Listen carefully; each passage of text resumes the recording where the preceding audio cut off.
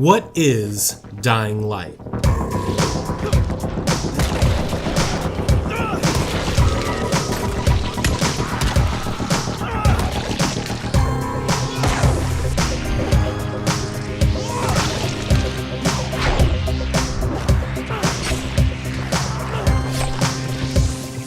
Playing Dead Island for the first time with a considerable amount of hype left me feeling underwhelmed. I think it left me and many others with a feeling of, can we trust Techland again? I can promise you this, if you like killing zombies, Dying Light answers that question easily with a big yes.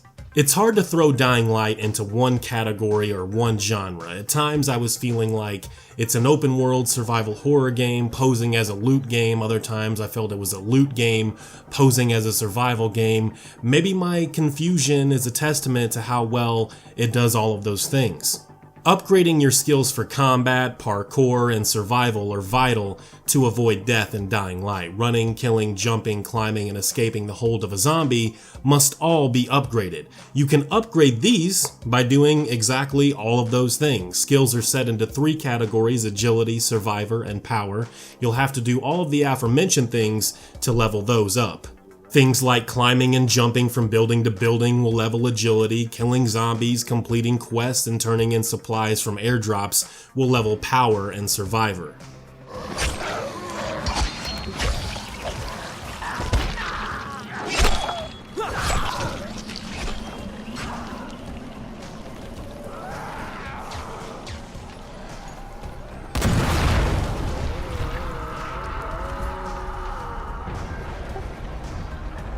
Dying Light is great, but it isn't for everyone, especially if you enjoy guns more than you do melee weapons, but I feel like this I can tell you. Usually I prefer guns in my survival games, but Dying Light's gameplay and choice of melee weapons just makes the combat extremely satisfying.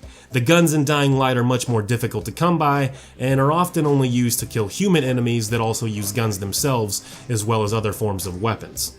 I've spent more time in Dying Light trying to level my character's skills or obtaining more powerful weapons, pretty much more than anything else in the game.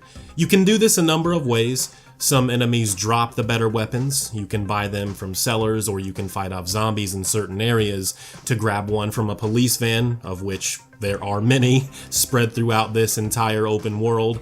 Killing 20 to 30 zombies in one of these areas to find a nice blue, purple, or legendary is, to me, truly rewarding. I prefer this loot system in games as I find it easy to understand.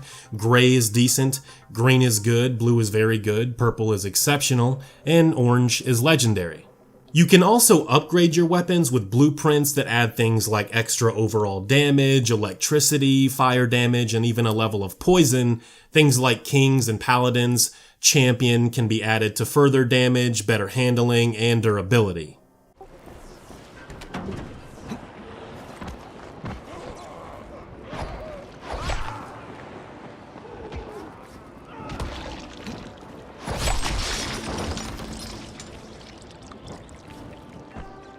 The gameplay is so satisfying in Dying Light that even after you've killed an enemy, you can continue chopping limbs off. As someone who appreciates a good gore system, I found this to be one of the most appealing things about the game.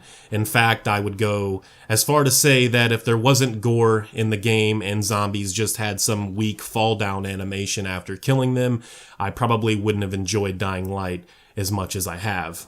Playing at night in this game is a very different experience. It's a completely different ball game altogether.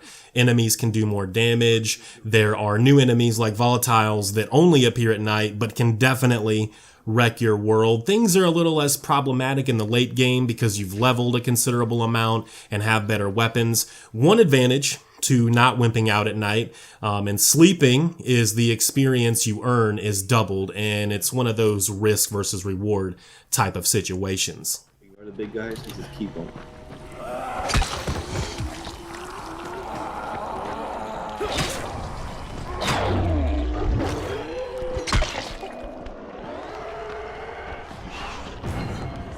The story in Dying Light isn't really why I enjoyed the game. It's not that it tells a bad one or that the writing is bad.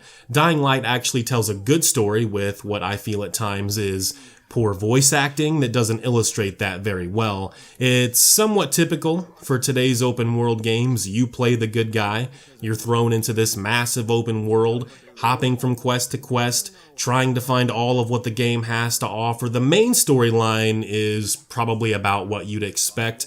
We're looking for a cure, or at least a temporary one. This guy or this location on the map may be able to help. Go there for us, please. You possess all the necessary skills to complete these missions, so come on, who else is gonna do it? That kind of thing. Whether they were side quests or something from the main story, I did find most of the quests in Dying Light enjoyable. Being an open world game, it's almost a given that developers will put you through tutorial-like missions showing you how to run and jump effectively, or hey, can you go grab this plant or this piece of plastic on the other side of the map? Please and thank you. Is a threat to him. So he's ordered my execution. They nearly killed me. I think they already. still have it for That's $30 how I at lost my CD leg. Keys. And it seems they haven't given up. A squad of his thugs has tracked me to my last safe house in the slabs. So how about those visuals? Well, Dying Light, in my honest opinion, is a very good-looking game. One of the better-looking open-world titles to date, for sure. As usual, I'm playing the game on PC, and there's a decent amount of adjustable settings in the options menu.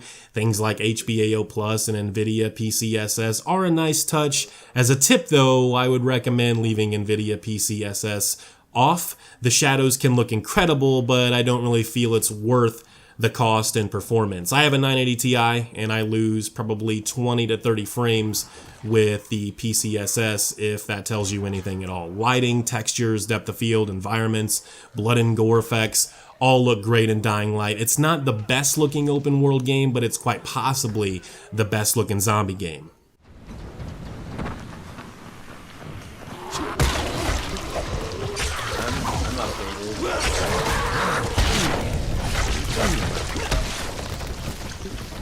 Wow.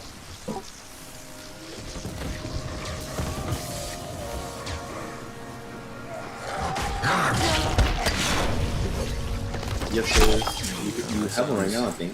The sound in Dying Light has to be one of my favorite things about the game. The heavy breathing after a long run, the sound of you jumping from rooftop to rooftop, the rain, the bone-crunching sound of you dropping from a long fall, and the dismemberment of hundreds of zombies that you will kill is extremely satisfying. Kicking or stomping the head of a zombie is easily one of my favorites.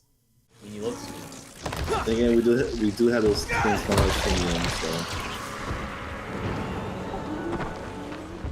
Just to add to my overall praise of the sound, we should talk about the soundtrack. Nearly every track in this game seems to me like it was inspired by John Carpenter, Friday the 13th films and other 80s and early 90s horror movies. I really can't praise it enough. I listened to the entire thing on Spotify and even bought some of the tracks on Amazon. I'm thinking the guy who did the tracks for the base game as well as the DLC was paid very, very well. And Techland should probably pay him again for the inevitable sequel to this game. It's truly one of the best soundtracks I've had the pleasure of listening to in a video game.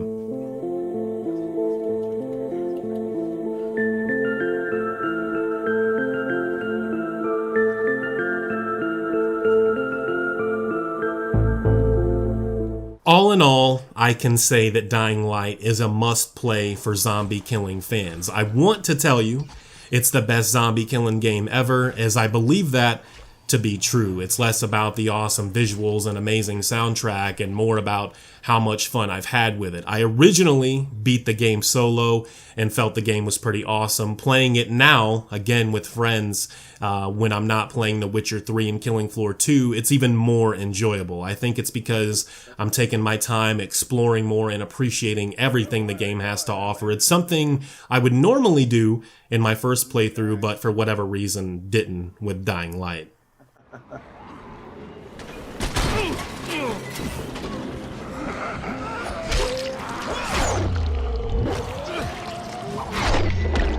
There's several here too, bro.